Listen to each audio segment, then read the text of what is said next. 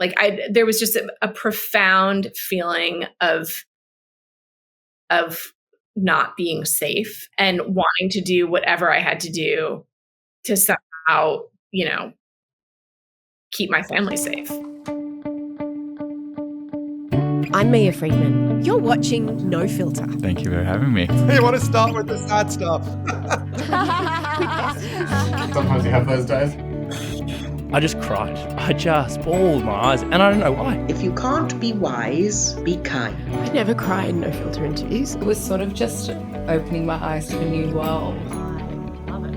I live it and breathe it.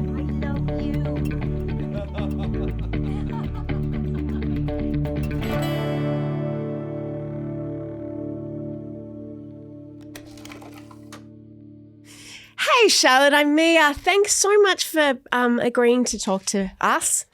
Yeah, thank you for having me. I want to ask you, Charlotte, where you were in your life before October of 2023. You're pretty successful. You are pretty successful. Well, thank you. I was and continue to be a journalist. I had worked for New York Magazine for The Cut. I was an editor there for a number of years. And my old boss there asked me if I would be interested in writing about personal finance for them and doing a column. And before then, I had no experience writing about money. She thought to ask me because she remembered from, various ideas meetings that I was always really interested in the dynamics that money introduced to relationships and, really how people navigated it. And it's sort of a really rich topic, no pun intended. It shapes people's relationships to work, to their coworkers, to their peers, to their spouses and significant others and their friends. I think especially in a place like New York, where it is so expensive and there is a lot of money, it's sort of this like veil over everything. So she knew that I had been interested in that before, and so, but also that I am a layperson because I don't have a huge background in personal finance. I would be approaching the topic from the same place as most readers. So the idea was never that I was going to be giving my own personal finance advice. It was that I would be reporting it out and talking to experts and sharing that advice with readers. So I've been doing that ever since. And I've also reported on a lot of financial topics for the New York Times. Something that I think I have developed a niche for doing is sort of explaining financial topics in ways that that normal people can understand who don't know a lot about it. And I think that, again, that stems from the fact that I'm not, this isn't like my native language either. So if I can explain it, or if I can understand it, then I can hopefully explain it in a way that other people can understand. From a personal standpoint, you're married, you live in Brooklyn with a young son and an old cat. And you have described yourself, or you describe yourself as someone who is maddeningly rational and certainly not someone who fits the profile of a scam victim. But then everything changed on Halloween, ironically, October 31st in 2023. But how did your day begin on October 31st? In many ways, it was a very normal day. I had a deadline for work. It was also Halloween, and I have a 2-year-old, so that, sort of added a little extra. His first real Halloween that he was kind of aware of. Yeah, exactly. There was a Halloween parade at school. So, you dressed him up like a pizza. Yeah, exactly. Excellent. And then the phone rang while you were working. It was around lunchtime. Who was on the phone?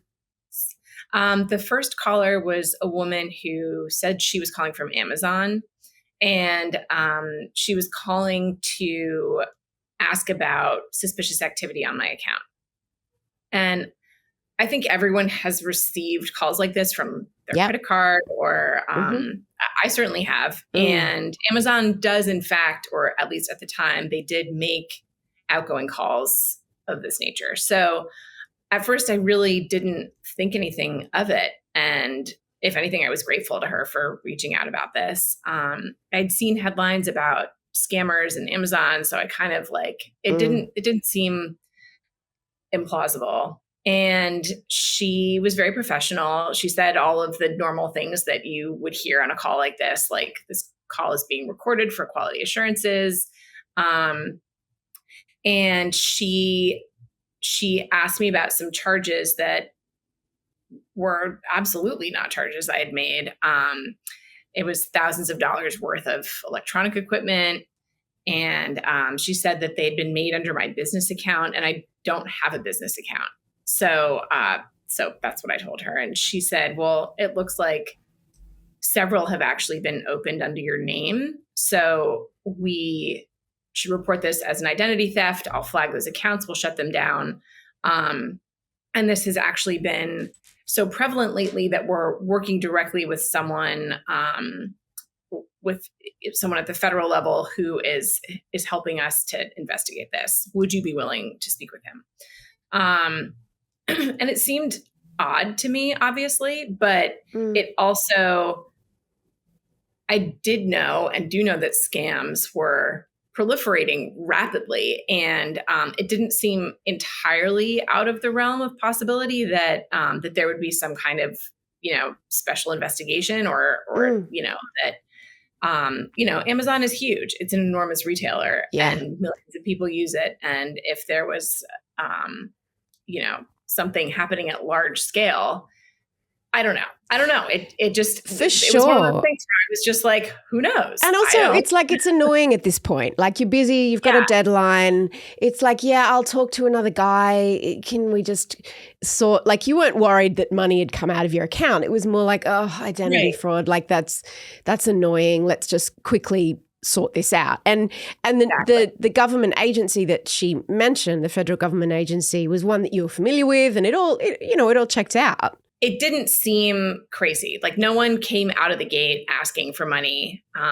That part didn't actually come until hours and hours and hours later. And that's when you were introduced to Calvin Mitchell. He was the guy on the phone who purported to be from the FTC, the Federal Trade Commission. How did he convince you of his authority? He convinced me of his authority by immediately telling me all of the information that he knew about me, which included, he knew my name, obviously, but he knew my address. He had my social security number. He knew who I lived with, my husband and son, and he knew the names of my family members. And he told me that we were being investigated, that I specifically was being investigated for fraud and money laundering, and among other things. And he told me that we were in danger and that we were being watched by a criminal organization that had stolen my identity and was using it for these crimes. I want to ask you about the social security number, because we don't have those in Australia. I suppose the closest we would have would be like a tax file number, which everybody has and is kind of connected to, but it's not the same. A social security number. Can you explain the kind of what it means, a social security number in America? Yes. You're assigned one at birth, and it encapsulates your identity, and everyone, it is sort of the most basic form of identifying who you are. I'm trying to think of a better way to describe it. You would need it if you were seeking medical care, or if you were applying for a driver's license, or because for us, a tax file number is just connected sort of to tax and things like that. But a social security number is more broad. And if it's more broad, yes. And for someone, I assume that's your social security number is not something that you kind of share widely. So for someone to know your social security number without you telling them, it would seem that they were part of a legitimate government agency.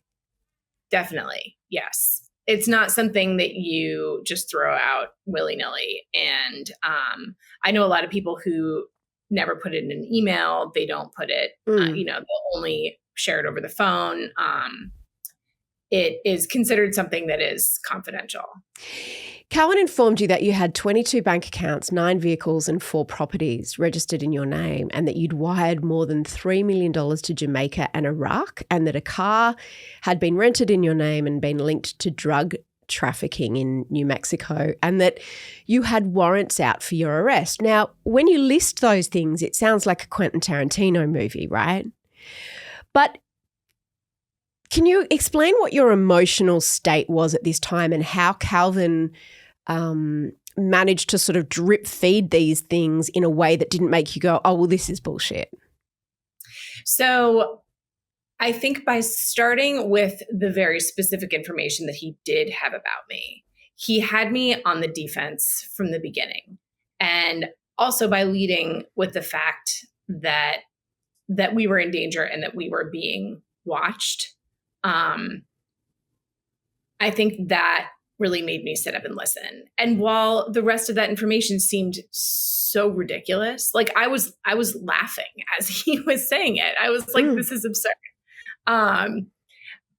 It also, it's a tactic of snowing you with information so that you can't get a word in. And every time you're like, well, that's ridiculous, they just give you more information. So you're already back on your heels, sort of feeling like I have no, when someone accuses me of having 22 bank accounts and, 9 cars, I'm like, I don't even know how to counter that. Because like, it's so implausible that like it's laughable, but then what if it's not? Right. I mean, like if someone accuses me of like plagiarism, for example, then I could defend myself against that. Whereas like this was just like so entirely outside of my realm of experience and understanding that I didn't really know where to start. But I was very nervous, and I was just kind of, I also very much felt that this was all some kind of misunderstanding, right? And I imagine you kept saying that, right, to Calvin? Yeah, we just had to clear it up. Like, what are the next steps? Let's just get through this. Obviously, this is absurd, and like, how do we clear this up? What was Calvin's demeanor, and did he sound like a regular government official? Often with these scams, and I've had many scam calls myself, the line is very bad. They speak in broken English. It doesn't sound in any way professional. Sometimes you can tell they're reading from a script. You've spoken to, as a journalist, you've interviewed many, many, many, many people over your career. What was Calvin's vibe, for want of a better word?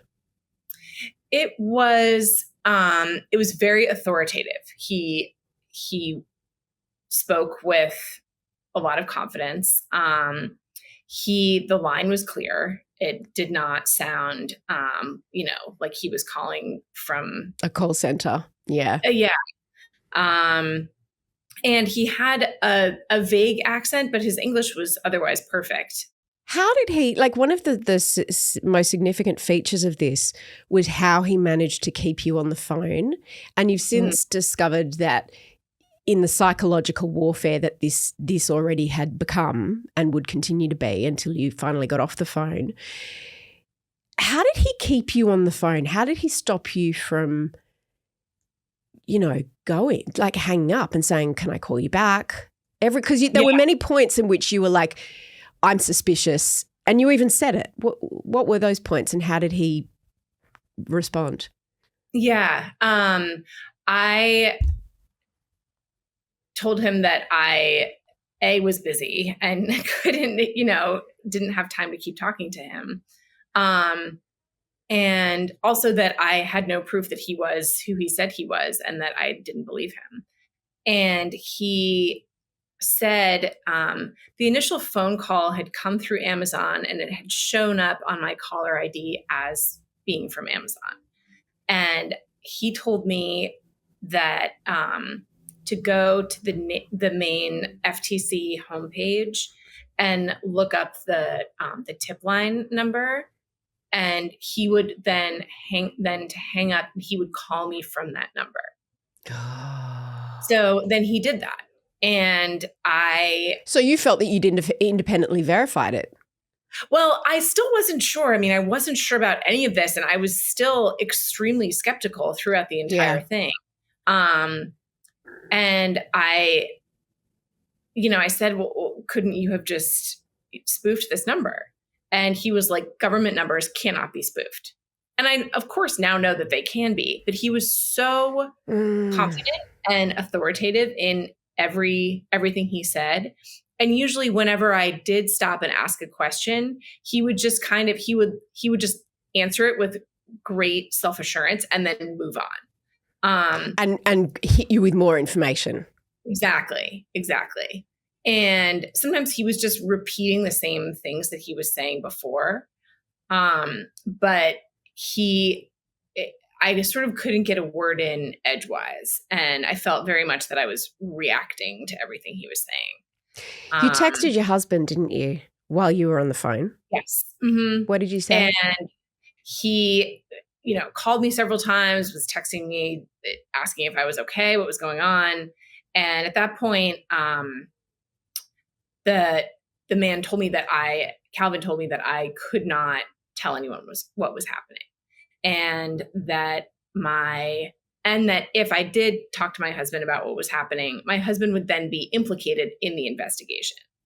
And, at that point, I'm like, well, if we're both like arrested, like who's going to put my kid to bed? You kind of start like going through all of these things where you're just like, but wait, if this happens, then what happens? And you're like, even if it would take a couple of days to clear up, how do you prove that?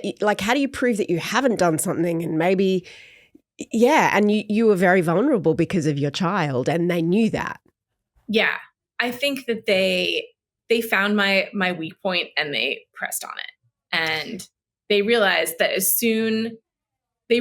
I responded to that specific threat, and whenever I started kind of backing up and being like, I don't know about this, or like, this just doesn't sound right, or I'm going to call a lawyer, or I'm going to talk to the police about this. All of which you said. Yes. Or is there like some kind of office that I can go to where we can sort this out in person? I'm very uncomfortable with doing this all over the phone. They would say, we don't have time. That's not going to work. We need to do this immediately. We have to act quickly. You are in danger. Your son is in danger. We do not have time to explore other options. Charlotte, this must have been surreal because it's still a regular day. You're in your own home alone. Your son's at kindy. Everything around you looks normal, and yet this thing is unfolding in your ear with this guy. It must have felt like you'd just fallen into some kind of weird vortex of hell. That's exactly how it felt. I mean, it kind of felt like I was just like walking along and suddenly like a trap door opened and I fell through it. It was incredibly bizarre. How do I get out of this? Like, what do I have to do to make this stop and go away and to sort this out? Yeah. So as Calvin kept escalating it, he started to say, and there was, as you wrote so beautifully, there was nothing so far that you could see what his angle was because he hadn't asked you to do anything. He kept making it seem like he was saving you and he just wanted to help you clear this up, and he was the one that was standing between you and all these bad people and bad things. Mm-hmm. Yeah. Yes. What happened next was that he connected me with another one of his colleagues, which I've now learned is actually a very a very normal part of these more intricate scams. They have a number of different people and they kind of pass you in between them, which creates this aura of like there being a group of people who you're working with, so that it kind of adds to their authority. So he passed me to one of his colleagues who said that he worked for the CIA, and the CIA investigates international crimes. They don't operate on American soil. And so I was like, why is the CIA working on this? And they were like, well, it's because there's international money laundering and international drug trafficking. And so you're caught up in, a CIA investigation. Again, it all truly sounded crazy. And I knew how crazy it sounded. It almost sounded so crazy that I was like, they couldn't have made this up. Like, this sounds it's like too wild to just be a fabrication. Yeah, right. So it's almost like if they'd have said, hey, there's been this mix up, can you just give us your bank details? You'd have been like, this is such a scam. But because it was like, it's the CIA, it's money laundering, it's drug lords, suddenly it's like, well, no one would make this up. It's crazy. So it must be real. I totally get that. Yeah. I mean, I don't entirely know if I ever fully believed it, but I was so frightened that it didn't feel like I could call their bluff. Like, I didn't know what else to do. I didn't know, like if I went to the police, they wouldn't have known what to do either. Right. Because it felt so big. Yeah. And also, on Halloween, everyone's trick-or-treating and people are coming in and out of your building.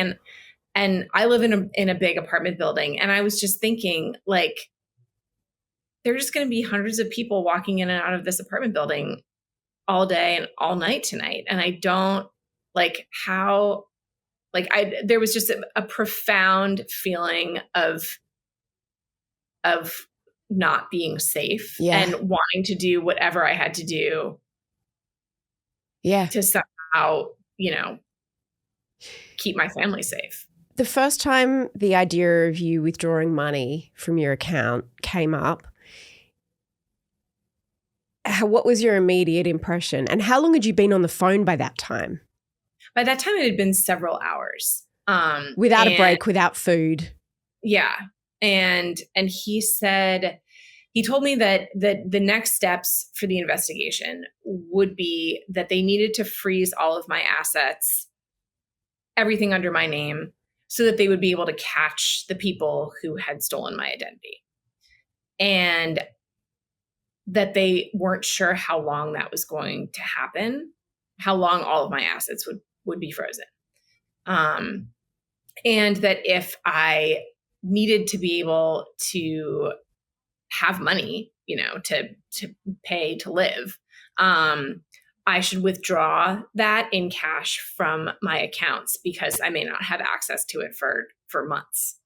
And again, it seemed weird, but it wasn't entirely outside, like there was a certain sort of logic to it that I was like, okay, if you have to freeze all of my accounts, then I guess I better get some cash out. Calvin asked you how much money you'd need to live for a year if it took a long time to go through the courts and the process. And you estimated around $50,000 and you had a savings account that you'd squirreled money away in for emergencies and, over years and years and years you'd saved this money. So he said you have to go and withdraw that, which is how you found yourself at a bank with him still in your pocket on on the phone. Mm-hmm. Mm-hmm. What did the bank teller do when you said, I want to withdraw $50,000 in cash? I was really surprised that they let me do it. I just wasn't sure if that was going to fly. Yeah. I've never, I can't even think of when I've withdrawn more than $1,000 from the bank. And she kind of raised her eyebrows and she looked surprised, but she didn't ask me what it was for. She just went into the back and got out a big box and it counted out the money and she gave it to me. She also gave me a sheet of paper that was sort of like a watch out for scams 1 page. And I did look at it. I mean, it had certainly not escaped me that this might be some kind of elaborate thing. I was worried that maybe someone was following me and was going to take the money from me when I was walking home. Like I really did not, I didn't know where this was going. And I was very concerned. How did Calvin convince you to keep him on the line while you were doing all of that? What reason did he give? He told me, and again, it was bizarre, but he told me that because I was being investigated, there needed to be a continuous connection. Like I needed to stay on the line with him in order for it to be, how do I put this? I needed to stay on the line with him in order for that money to not be part of the investigation. I don't even know if I'm like explaining this properly. No, I understand. It's like he needs to almost be a witness on the phone to everything that was happening. I get it. And he still hadn't talked about you needing to give the money to anyone at this stage. No, it really wasn't until the final moment when a man came to my house, which was terrifying, that he said, walk out to his car, put the money in the back seat, don't say anything to him, and the car drove away. And he told me that it was being brought to a safe house where it would be secured, and then I would receive a treasury check. And because my identity had been so compromised, I would receive a new social security number and have to sort of like rebuild my whole identity. And that once I did that, I could deposit the money into a new bank account and go from there. Over this period of time, how long had you been on the phone? We'd been on the phone for over 5 hours, probably closer to 6. You went trick-or-treating with the phone still on and in your pocket. Is this after you'd given the money to the car and they'd driven away? How did you feel when you handed over the money? Did you feel, oh shit, or did you feel relieved? How did you feel? I felt pretty numb. I mostly was really nervous to be out in the open like that. I felt very exposed. Just to be out on the street, meeting a stranger with that amount of money, especially after he had told me so many times that I was under surveillance. So I was mostly just eager to like get back inside, really. I was really terrified that the man was going to get out of the car or that he was going to try to come inside with me. And my son was at home, and I just wanted him to leave as quickly as possible. I didn't know what he was going to say or do. And I was mostly just at that point, just trying to get it over with. And I wasn't, any sort of resolution was better than being in that state of fear and panic. Yeah. Once you'd handed the money over, did Calvin's demeanor change on the phone? Not really, no. He told me that he was going to be in touch with next steps. He sent me a picture of the treasury check and said that it would be delivered to my home in the morning. And he said that he was getting me an appointment with the Social Security office to go through everything, and they would help me get a new Social Security number in the morning. And that was a big relief to me. And he said that overnight, my Social Security number would be deactivated, and I would essentially get a new identity. Yeah. And at that point, I hadn't told my husband knew that something weird was going on, but I wouldn't tell him what it was. And you had mentioned something about identity theft to him. in a text, which you then deleted because Calvin said, don't involve him, don't tell anyone. That's called blocking the exits, isn't it? Yes. Yeah. It's a specific technique to make you really feel like you have nowhere to turn. And that's also because as soon as you get a gut check from someone else, it breaks the spell.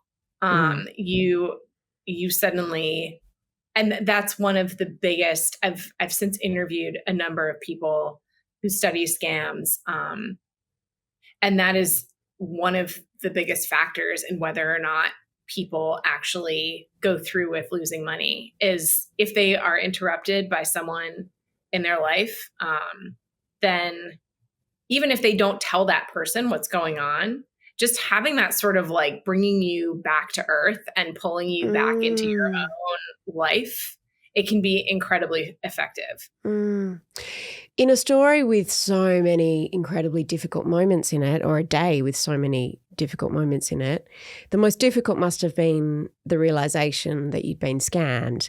Did it happen quickly or over time? It's sort of both.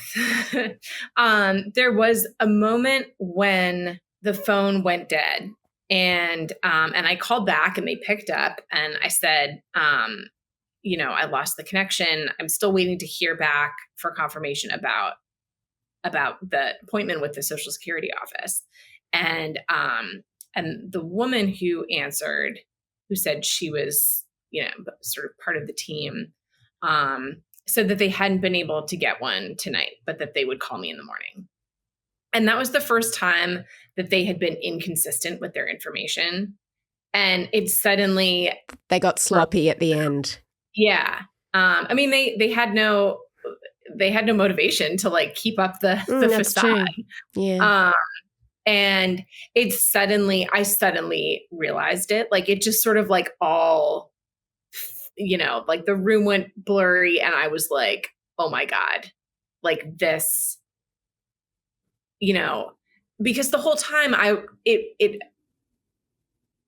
was always pretty aware that there was a possibility that maybe they were the identity thieves. Yeah. And that this was sort of like part of the larger scheme. That had definitely occurred to me, but it didn't occur to me, I think because I was so afraid of it being true. It didn't occur to me that like the entire thing had been made up, like starting with the Amazon stuff, like that hadn't. So it kind of, I realized, I think the first thing that I realized was the money is gone. And the second thing I realized was, I still thought that my identity had been stolen and compromised. It took a few hours for that part to kind of fall away and be like, oh, actually, so on the one hand, I've lost $50,000, but on the other hand, we're much safer than I thought I was. Oh, wow. Yeah. We're not being surveilled and my identity hasn't been stolen. So it was sort of this like horrible swap. It must have been very intense. All of those rushing thoughts and untangling everything that had happened and through the day. Yeah. Who was the first person you told? My husband. I mean, immediately I was just sobbing and I ran out and told him. And he was really concerned. And we put my son to bed, and then my brother is a lawyer. And so I called him and we conferenced in my parents and I told them what had happened. And they encouraged me to call the police. So I called the police and they were just like, they came right over and they took a report, but they were like, you are so stupid. Oh, that must have been awful. I mean, it was also just so clear that they were unequipped to do anything about it. Yeah.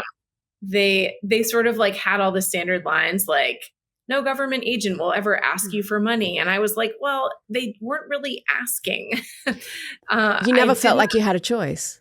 Yeah. So and of course I know that government agencies do not ask you for money. I know that. But under this particular circumstance, it felt different. Because it was incremental, because they weren't asking you for money at first. They were trying to protect you. They were trying to protect your money. Right. So when you told people the story, and slowly you told friends and people close to you, you say most of them say the same thing. You don't seem like the type of person this would happen to. What do they mean by that? So this is really interesting because this is when I started finding out how incredibly prevalent these scams are.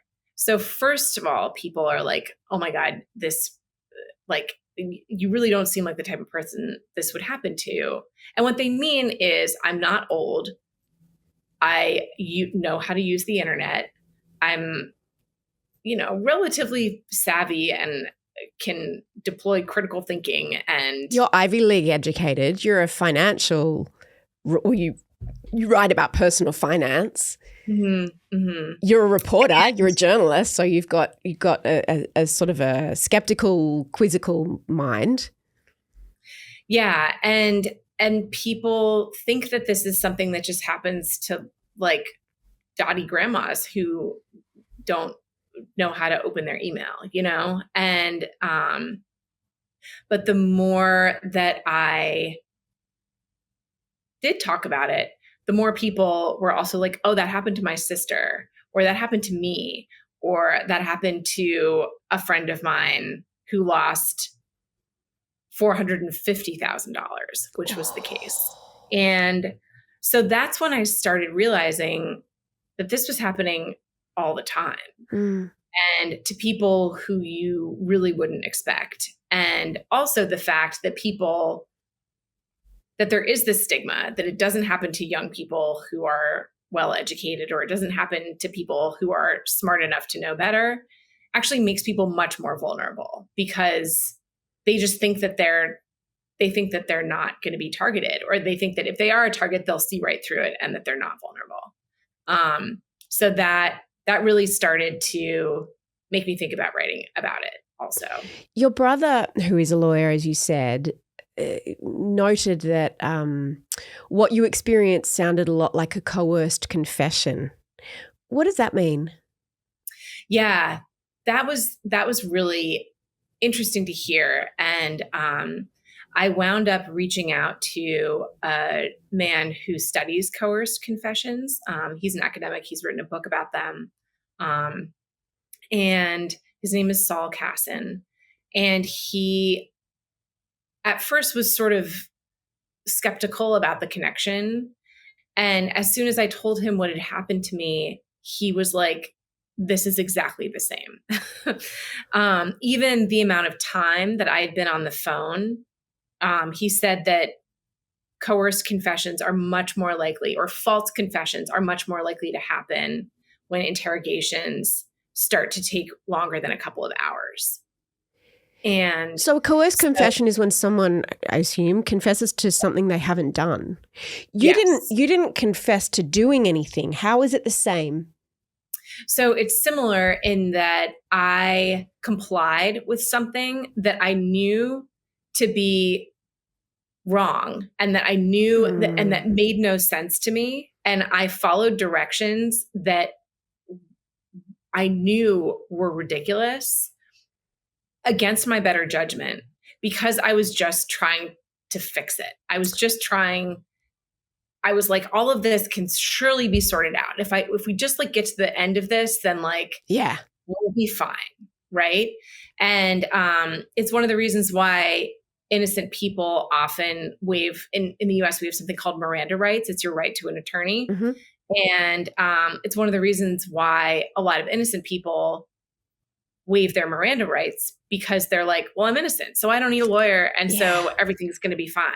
So you actually put yourself in a more vulnerable position when you're innocent, because you assume that everything's going to work out and it's going to be okay and this will all get sorted out. And you've got nothing to hide. Like, let's just go along with what people want. Yeah. Then everything will work out. I want to unpack what they did, how they actually executed this psychological warfare, which is what it was. What have you learnt about what they did and how long it was planned for? Yeah. So I've since read a bunch of books. I've talked to a lot of people who have been scammed. There's sort of a playbook that they followed, and there's even an actual book that I recommend that everyone read. It's called Influence by Robert Cialdini. He wrote it over 20 years ago, and it's fascinating. It's basically about the psychology of influencing somebody, or, deployed in the wrong way, coercing someone into doing something that you want them to do. So they're known as Cialdini's 7 principles of influence. And they are reciprocity. So basically, like, I'm helping you, so you feel like you owe somebody something. Commitment or consistency. So the people on the phone with me were very committed to, quote, helping me, and very consistent in their stories. Mm-hmm. Consensus or social proof, which is like when you see other people doing something, you're like, well, I guess that's what I'm supposed to do. And research shows that people are more likely to follow social cues when they are in a situation that they're unsure about. So if I'm very confident in a situation and I see a bunch of people doing something else, I'm like, well, I already know what I'm doing, so I'm not going to do that. But if you're really out to sea and you see a bunch of people acting in a certain way, or you have someone with great authority telling you to do something, then you're much more likely to follow along. So I guess it's like have someone on the back foot and they're much more easily persuaded. Exactly. The 4th one is authority, and they had that in spades. They were very authoritative. The 5th one is liking, so being nice. And he kept sort of alternating between being quite threatening, and then also being really having these moments of kindness, like asking me about my kid and my family and my work, and trying to emphasize the fact that he was trying to help me. The 6th one is scarcity, which is, in this case, there was the time scarcity. He was giving me an exploding offer. Like, he could help me, but but we had to move really quickly and time was short. That and sense I couldn't of talk urgency. to anyone else because, we had to keep the scope very narrow. And the last one is unity, which is the sort of element of like, we're working together. We have your back. How did they get the information in the first place? So that is another really good question. I have since learned that we all, I think, know in the abstract that our personal information is out there. Like, if you are a person online, your data is sort of like floating around. And I think, like most people, I've always assumed that that's just sort of the cost of like being online. Yeah. And I'm not doing anything bad. So I figured, who cares? Right. And also, like, I'm not interesting enough for anyone to single me out as a good target, right? It's like when some people go, oh, but the government, if you put all that, the government's going to surveil you. And you're like, well, it'll be pretty boring for the government because I go to work and I go home. Yeah. Like, I don't really know what's in it for them. Yeah. To, not even the government, but just like anyone. Anyone to like go after me and like living my mom life with my husband and cat, like I was kind of like, you wouldn't see yourself as a target because like you're not Elon Musk or Jeff Bezos or right Ivanka Trump kind of vibes. Yeah. Right. Like, I'm not someone who, who has who has that kind of like exciting profile. So why did they choose you? I interviewed someone at FINRA, which is basically like a sort of consumer watchdog. They work with the government on protecting consumers, and they do a lot of work around scams. And they're a nonprofit. And I interviewed someone there who investigates scams and studies them. And she said that what usually happens is every time there's a data breach, and, you know, I get letters like every week, and it's like the vet's office had a data breach, or, you know, the whatever random hospital that I went to one time to get like my toe x-rayed had a data breach, you know, like it happens all the time. And I always kind of figure like, well, there's nothing I can really do about it. And who cares? Like someone has my phone number. Yeah. Someone has the x-ray of my foot. Good luck with that. Yeah. Right. But what happens is every time there's a data breach, you know, they sort of comb through it, and that data gets scraped and sorted and repackaged and sort of bundled. And when sold. when there is a big enough bundle, it gets sold. And so essentially, like, it's kind of when your number's up. Like, when I don't think that I was specifically targeted because people were like, oh, she must have $50,000. I think it was just that they had enough information about me that they felt pretty confident that they could make a go of it. How long do you think they prepared, and where do you imagine they even were? Yeah, they were almost certainly overseas. And do you know have you found out which countries these things happen in and how they work? Yeah, it's really devastating. A lot of the people who conduct these scams are actually trafficked. They're victims themselves. So I don't think that these people were even necessarily like malicious psychopaths who were trying to torture me. Like Calvin and the other people that you spoke to on the phone that day. They may very well have been truly desperate themselves. When you say trafficked, in what kind of situations? Because these are very seemingly well-educated people that can think quickly on their feet. That you know, their English is outstanding. They can work and you know, spontaneously improvise. That takes a lot of skill. And when you think of people that are trafficked, you usually think of people that are really disadvantaged, not educated. Yeah, a lot of times what happens is there's actually a big report on this in the Wall Street Journal that just came out. A lot of times what happens is these are people who are well-educated and they respond to fake job listings that say, you know, like, come, here's this great job. You get interviewed for it, and then you get the job, and here is where you'll be picked up to go to, you know, the call center or whatever, like the campus of this company where you're going to be worked. And then they get whisked off instead to these sort of camps, essentially, where they are forced to work and forced to make these phone calls. In what countries does this happen? It happens in a lot in Southeast Asia. I mean, it's heartbreaking and really awful.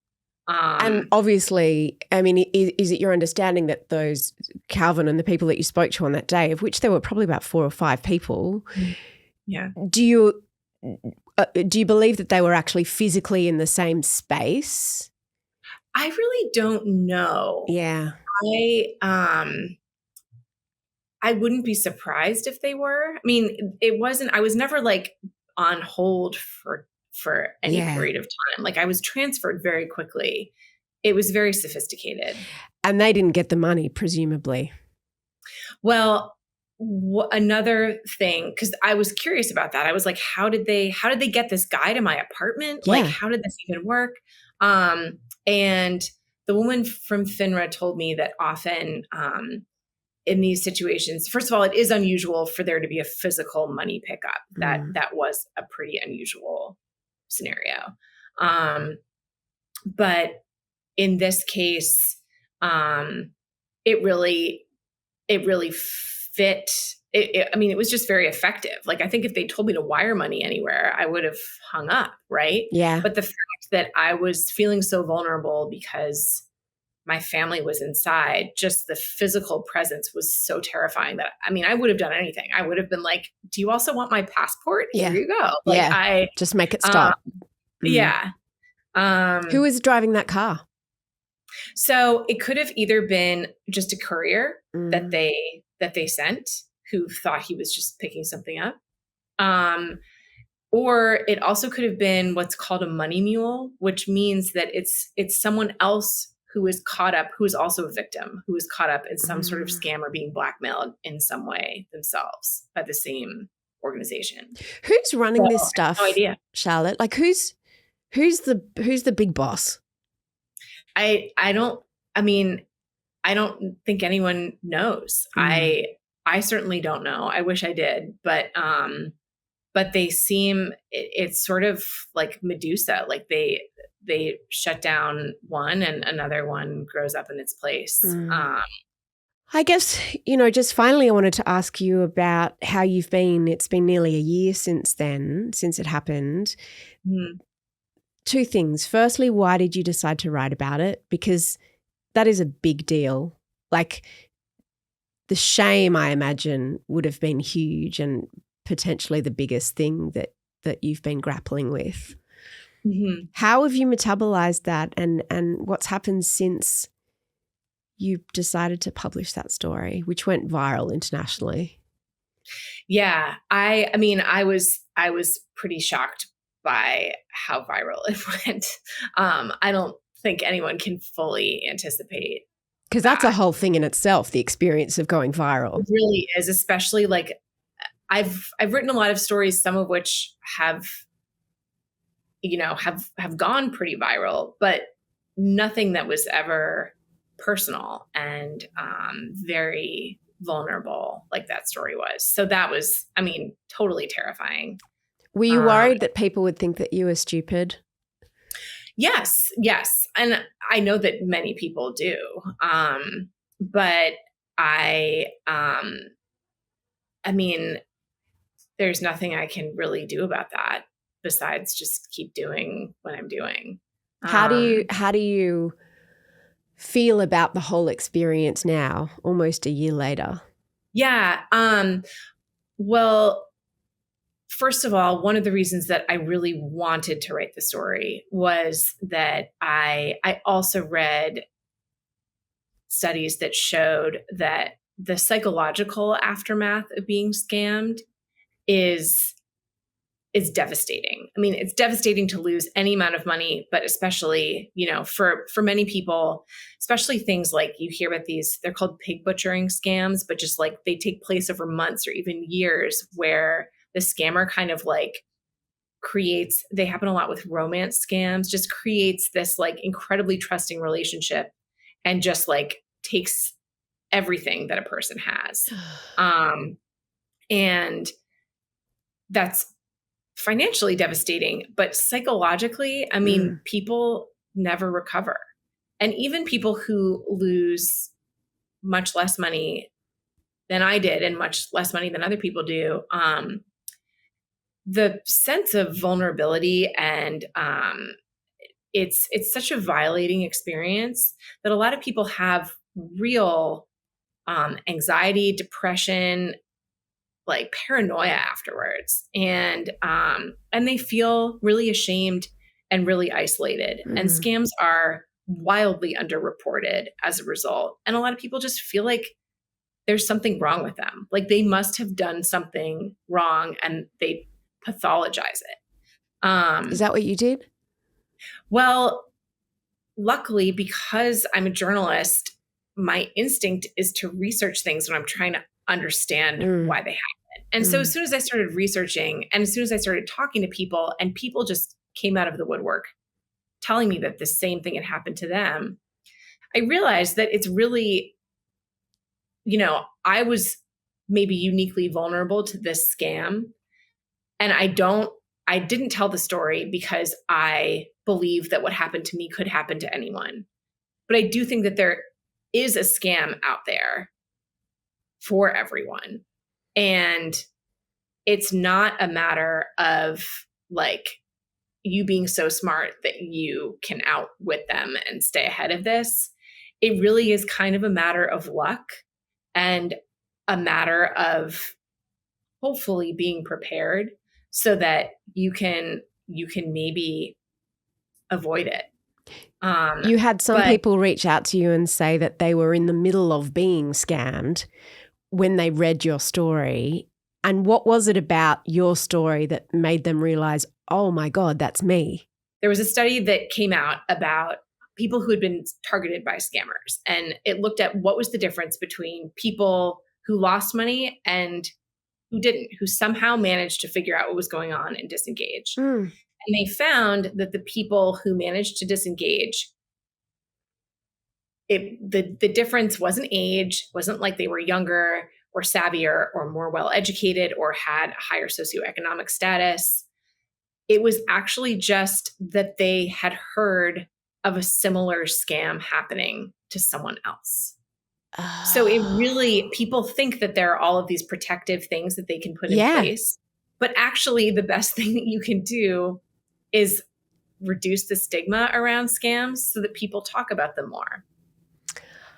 That's incredible. So when you think about, like, I hope that the story that you tell yourself about this now and your role in it is this happened to you, and by being generous enough to share your story, you have saved tens of thousands of people, no doubt, because your story's been read by millions and millions and tens of millions of people around the world.